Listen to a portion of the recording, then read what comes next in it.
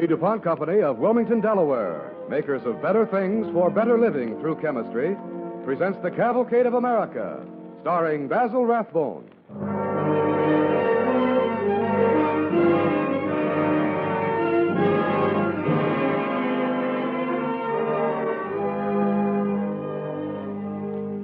Tonight, from the stage of the Belasco Theater in New York, the DuPont Cavalcade returns to the air for its 17th season.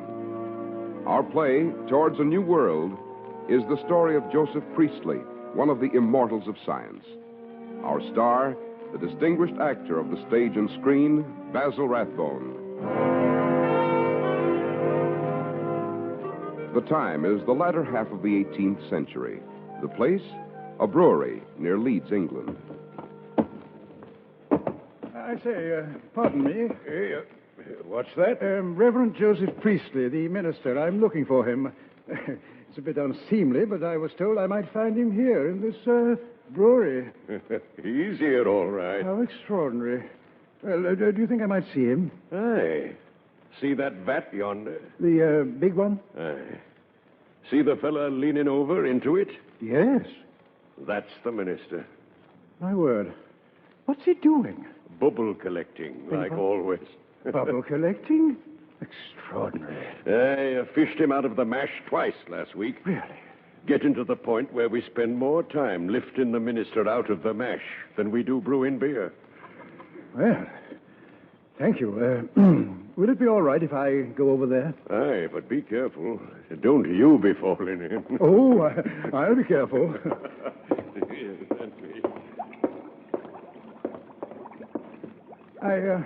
I beg your pardon. Here, hold this tube, will you? The tube, hold it. There, now. Now, put the end in the jar there. But look here, I mean... Quickly. Yes, of course. Is it secure? Yes, I suppose it is. Now, hold me by the seat of my breeches. Well, now, really? Well, come on, quickly. The best bubbles are in the middle of the vat, and I must get to them. Come, hold me by my breeches. Well, all right. I've got hold. Hold tight. I'm holding. There. Now, the air bubble coming up. Now, there. I put the funnel right over that one. Fine. Now, hold me back. All right. Excellent. I think we obtained some wonderful specimens. These brewery vats offer the best bubbles of air. I'm sure they are the same as Dr. Black's. Fixed air, gotten from limestone, you see. They burst over the fermenting beer. Interesting, but what of it? Well, now, to be honest, I'm not quite sure. Are you new here? New? Yes, I mean newly employed in the brewery. I don't recall seeing you before. Oh, I'm not a brewer, Dr. Priestley. My name is Shelburne, Lord Shelburne. Oh, my goodness. I've come rather a long way to see you. Oh, indeed, sir. Yes, I've heard remarkable things about you, sir, from my mutual friend of the Pennsylvania colony, Dr. Benjamin Franklin. Oh, Dr. Benjamin Franklin. You're the dignified minister who dabbles in chemistry. Most unusual. When I heard about you, well, I just couldn't resist the impulse to search you out. And why, sir? Well, because, in a sense, we are of the same species. The curious amateur, the inquisitive neophyte. Philosophical peeping Tom. Exactly. Well put. Now, tell me, what have you here? In this jar? Yes. What about the, shall I say, magic elixir you have collected from those mash bubbles inside? Look here. If you do me the honor of walking with me to my little work shed, I'll demonstrate my discovery. Oh, it's quite near here. But then you have found something. Oh, yes. Yes, I experiment. I dabble, as you say. And now, in my amateur way, I've found something. It's very exciting. Yes. But there's one thing wrong. Oh, yes? For the life of me, I don't know what it is.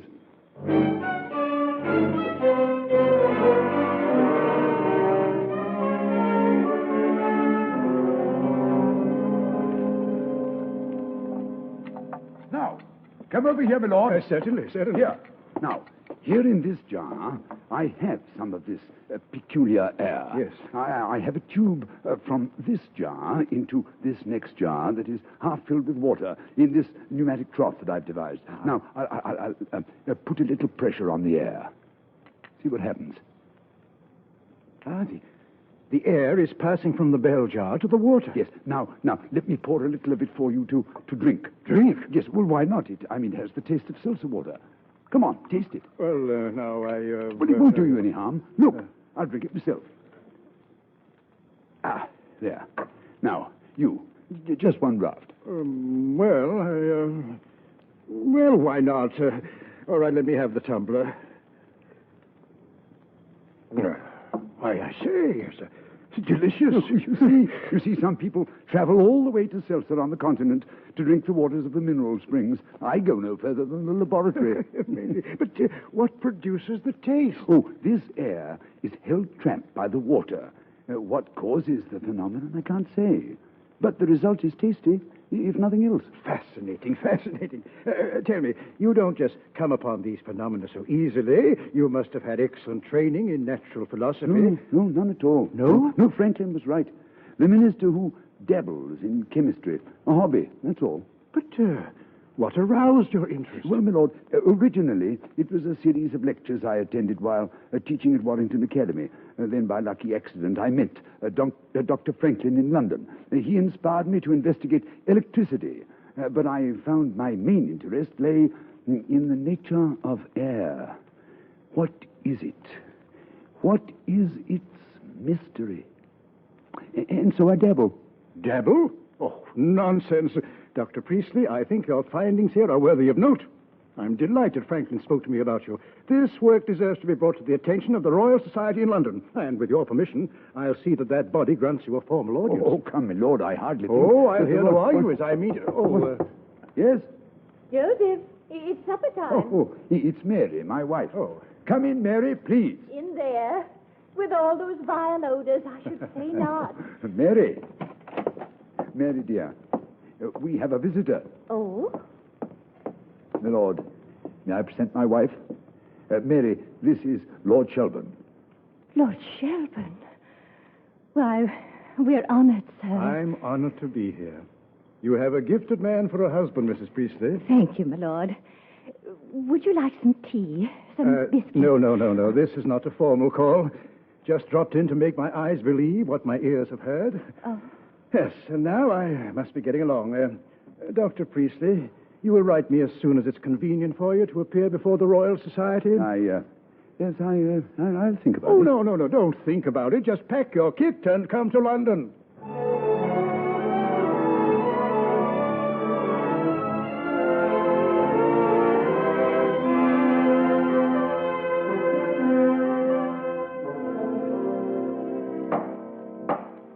The meeting of the Royal Society is now adjourned, gentlemen.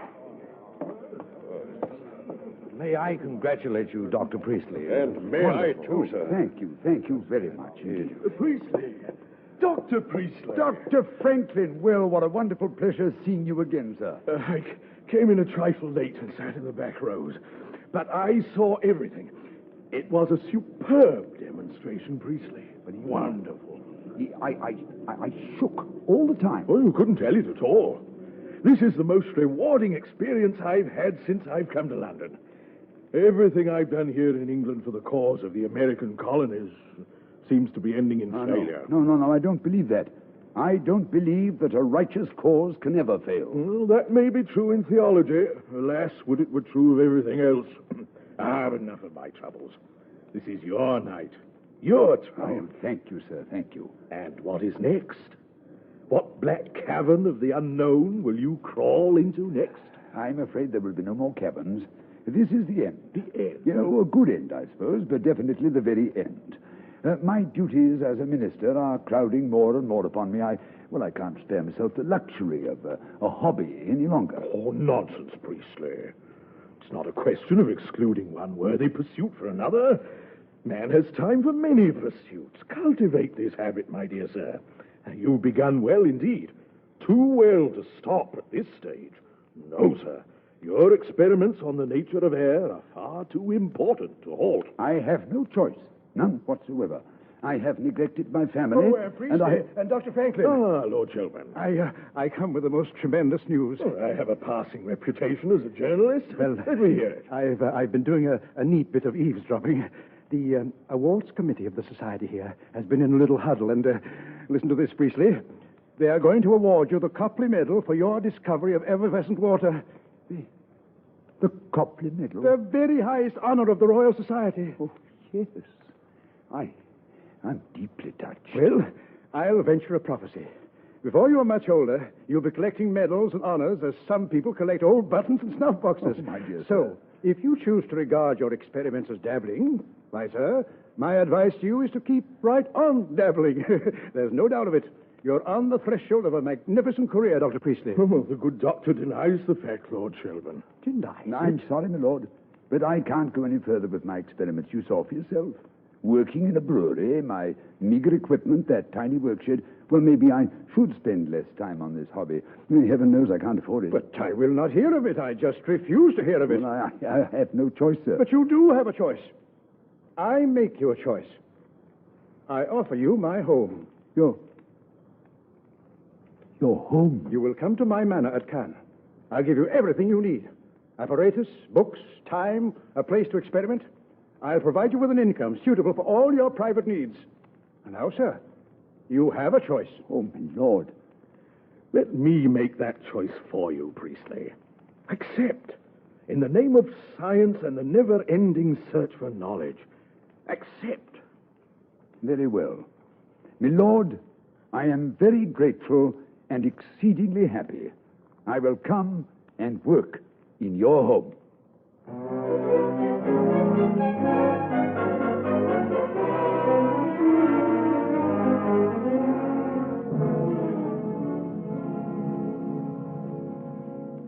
Now then, Lady Shelburne, you understand that I am most reluctant to intrude this distasteful matter upon you. Naturally, Mr. Cartwright. And you must realize, Lord Shelburne, that the mere presence of this man Priestley in your household gives him a stamp of approval, an aura of respectability. Oh, come.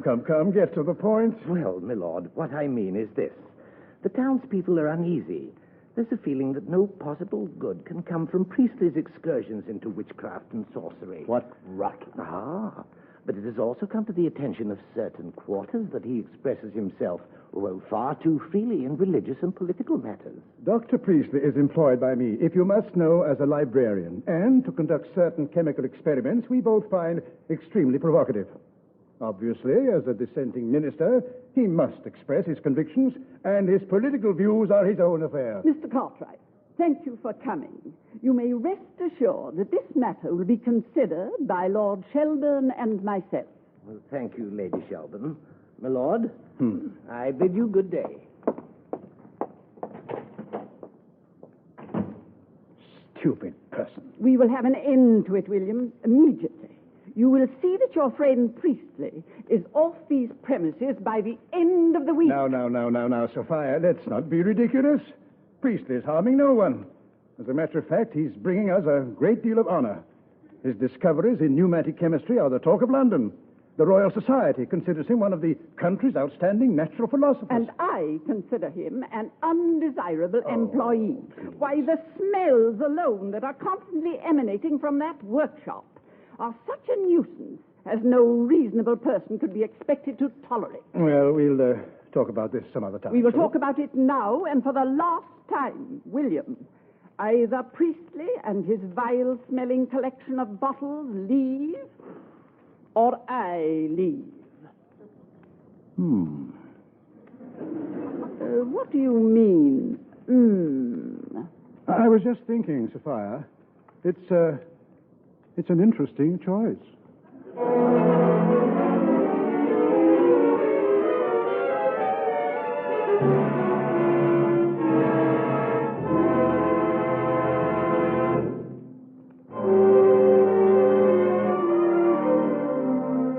You are listening to The Cavalcade of America, starring Basil Rathbone and sponsored by the DuPont Company of Wilmington, Delaware, makers of better things for better living through chemistry. This week, some 18,000 members of the American Chemical Society are meeting in New York for their Diamond Jubilee.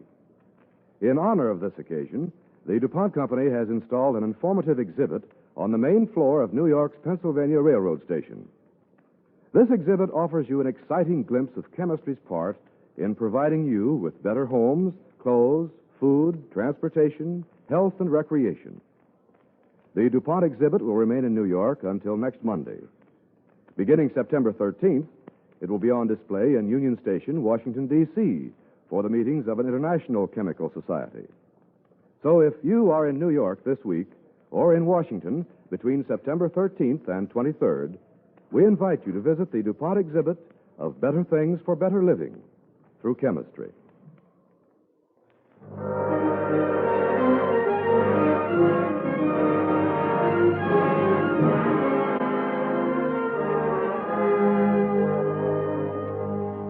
We continue our DuPont play, Towards a New World, starring Basil Rathbone as Joseph Priestley. In his little workshop on the estate of Lord Shelburne at Caen, England, Joseph Priestley, minister and amateur chemist, is tirelessly working to conclude a series of historic experiments. He is unaware, however, that his position and laboratory work are threatened by the fears and prejudices of the townspeople. Come in. Come in. Oh, Lord Shelburne. Good afternoon, Priestley. I was just on my way up to the manor to fetch you, sir. I wanted you to see... Priestley, can you put your work aside for a few moments? There's something I want to discuss with you. I've come upon the most extraordinary phenomenon. You see, it's about... Phenomenon? Yes. Yes. Frankly, I'm not certain what to make of it. Well, that sounds interesting. Let me see. Well, it began in the afternoon, yesterday afternoon. Yes? I was experimenting with a new 12-inch heating glass on some red precipitate of mercury. Now, I found that air was being expelled from the precipitate very readily. And this air I collected in a bell jar. Now, what type of air is this, I said to myself. Air extracted from mercury. Well, that's extraordinary. Yes, well, I decided to find out. You know, I took the candle. Yes. As I take this candle now, and I placed it in a bottle of the trapped air from mercury, as I do now. Well, the flame. Look at it. It's doubled, tripled in size. And the way it glows. White hot. What is the explanation of this phenomenon? I admit my ignorance. It's beyond me.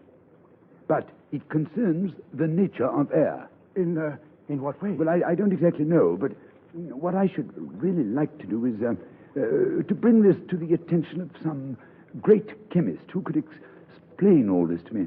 I mean, all my experiments. Ah, Lavoisier of Paris. No chemist in the world is his equal. No. That's out of the question. I can't go to Paris. Wait a minute. By Jove. Lady Sheldon shall have her wish. You shall leave Caen, Priestley. Only I shall leave with you. We'll both go to Paris, to Lavoisier.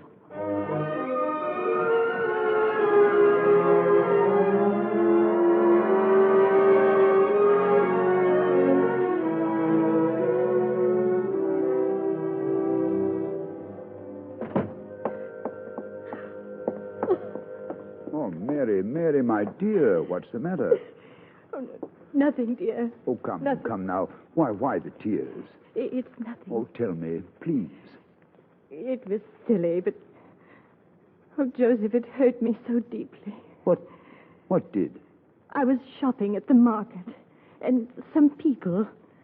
Oh, I suppose they meant no cruelty, but they hooted and laughed and made some terrible remarks. They called you a dissenter, a nonconformist, because you don't believe and worship the way they do. They even called me a witch. Ah. Fear and prejudice. Well, my dear, a prettier witch never bestrode a broomstick. I have an idea. Tonight we shall ride tandem and cast a spell over all the prattle mouths of Caen. Joseph, why must you keep meddling with pots and jars all the time? You say yourself you don't understand some of these things you come upon. I don't know, Mary. I'm not a trained chemist or scientist, I know. But something keeps me at it. And I can't stop. Don't you understand that a man may be compelled to act sometimes, even against his will? Oh, I know it's been hard for you all these years, Mary dear. No money, moving from pillar to post. Tell me one thing, dearest. Are you happy? doing this dabbling, this experimenting, even though you feel you're lost? I love it. With my whole heart. Then keep at it, Joseph. Go to Paris. See your Lavoisier. I only hope he appreciates you as much as I do.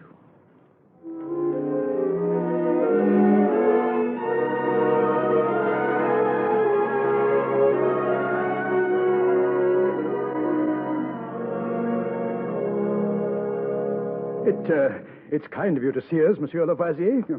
Yes, indeed. Oh, you are welcome, Lord Selborne. Thank you. And Dr. Priestley comes to Paris with the finest reference.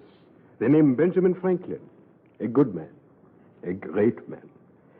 But now, before we begin, I have a basic question to ask you. Well, I'll try to answer it. You think you have made a discovery of certain importance, trivial or otherwise, remains to be seen. Now then, I ask you this. What do you think you have found? I think I have found air in its pure state. The true element. Ah, so. Well, let me hear the details. My experiment was simplicity itself. Now, I started with 2 bell jars. One I filled with common air. The second I filled with the new air I discovered. In each jar, I placed a little mouse. And then? Well, 15 minutes passed. The mouse in the jar with the common air was dead, suffocated. Yes, but the other, in the jar with Priestley's air, was alive. Yes, alive. Alive and scampering about like a bumblebee in a bed of flowers. 5 minutes passed, then 10, and he was still alive. Still scratching the side of the jar, or wriggling his tail in protest. Exactly. That's exactly what happened. Unusual. Most unusual. What do you think, monsieur? What is it in the air I have discovered and put in that one jar that kept that mouse alive? I do not know. But I will think, and I will ponder. And after I do that, I will see you again, Dr. Priestley, and answer your question.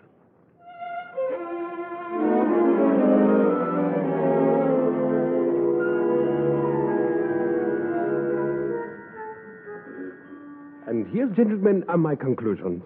As you know, for ages, for all the ages of man, people have wondered over the mystery of the atmosphere we breathe. Some have come to the threshold of the true nature of air, but none before has crossed it. You have crossed that threshold, Dr. Priestley. My friend, I have duplicated every one of your experiments with candles, with mice. I have done them twice, then twice again. And the result is always the same. I knew it, Priestley. I knew it. Oh, how wonderful. I'll tell you exactly what you have done. You have led us, Dr. Priestley, to what chemists have been searching for centuries. You have discovered an element, a new element, the most abundant element on Earth. And it is that element that may help us understand the true nature of the atmosphere. But I am just an amateur. I'm not the man who should come upon a thing so great. In the search for knowledge, the chimney sweep stands on equal footing with the Chancellor of the Sorbonne. It is never who finds a thing, but what a man finds. So, Dr. Priestley, I ask of you one favor. Let me stand godfather to the child of your genius. I will give this discovery a name. I'd be honored, sir. Good. Because I believe this to be an ingredient of all acids, I name it oxygen. That is taken from 2 Greek words meaning acid producer. And I say this. Oxygen. I say this to the discoverer of oxygen. Keep on. Never step aside from the path you are traveling. Forget that you are an amateur. Never say what you do is dabbling. You insult yourself, and you insult every man on earth who struggles in his own way for knowledge. Keep on, Priestley. You must keep on with your experiments. Yes.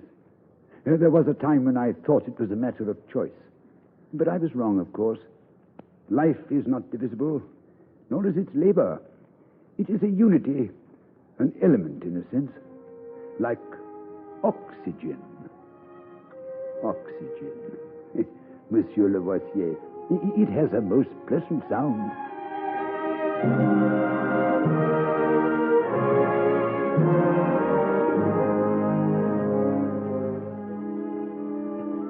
Joseph Priestley continued his experiments. Then, in 1794, beset by religious and political intolerance abroad, Joseph Priestley came to America and settled in his friend Benjamin Franklin's Pennsylvania. Here, before his death in 1804, he discovered a new gas, now known as carbon monoxide. He formed friendships with Benjamin Rush, George Washington, and Thomas Jefferson. In 1874, on the centennial anniversary of his discovery of oxygen, the organization of an American Chemical Society was proposed by a group of chemists making a pilgrimage to his home in Northumberland, Pennsylvania. This home is now a memorial. Today, the Society's Priestley Medal, the highest honor in American chemical science, commemorates the work of this gentle minister who, though not a trained scientist, persisted in his spare moments in experimentation and led the world of science towards a discovery that had baffled great minds for centuries: the true nature of the Earth's most abundant element, the air.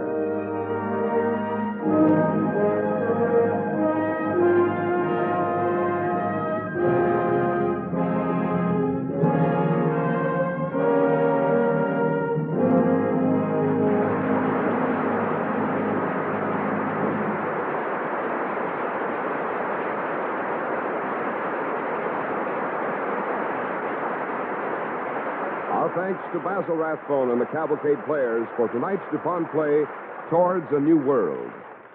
And now, Bill Hamilton speaking for the DuPont Company. Tonight opens the 17th season of the DuPont Cavalcade of America. Each Tuesday evening, as in the past, Cavalcade will bring you a true story of men and women who have helped make America the great nation it is today. A true story that is dramatic and inspiring. DuPont also brings you news from the exciting frontiers of research in chemical science. Spot news of better things for better living through chemistry. One piece of news this evening is about the 18,000 men and women interested in new scientific developments who are meeting this week in New York City. This meeting of the American Chemical Society marks its 75th year, the Diamond Jubilee. In the lifetime of this organization, its members have accumulated a vast store of chemical knowledge. This knowledge is an important key to the better living we enjoy in America today. These scientists are meeting to talk over their mutual problems, not because any government has ordered them to, but of their own free will. In America, they are free to think as they like, say what they like, and do the kind of research they like. That is one of the chief reasons why American science is great, because it is free. It is freedom of inquiry that permits American scientists to gather knowledge without hindrance. And it is freedom of enterprise which permits American business to convert so much of this knowledge into the way of life which Americans enjoy. Among the scientific achievements which serve you are many of the DuPont Company's better things for better living through chemistry.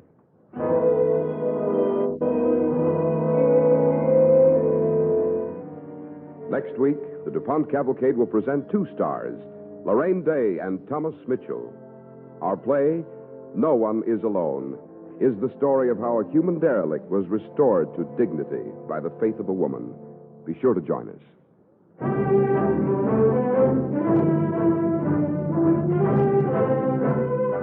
Tonight's DuPont Cavalcade, Towards a New World, was written by Irv Tunick and was adapted from a chapter in the book Crucibles by Bernard Jaffe, published by Simon & Schuster. In support of Basil Rathbone on tonight's program, Alice Frost was Mrs. Priestley, Mercer McLeod was Lord Shelburne, Ronald Long, Benjamin Franklin, and Ross Martin was Lavoisier. Music was composed by Arden Cornwell, conducted by Donald Voorhees. The program was directed by John Zoller. This is Cy Harris speaking.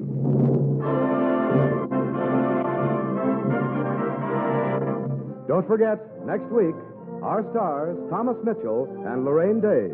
Our play, No One Is Alone. The DuPont Cavalcade of America comes to you from the Belasco Theater in New York and is sponsored by the DuPont Company of Wilmington, Delaware, makers of better things for better living through chemistry.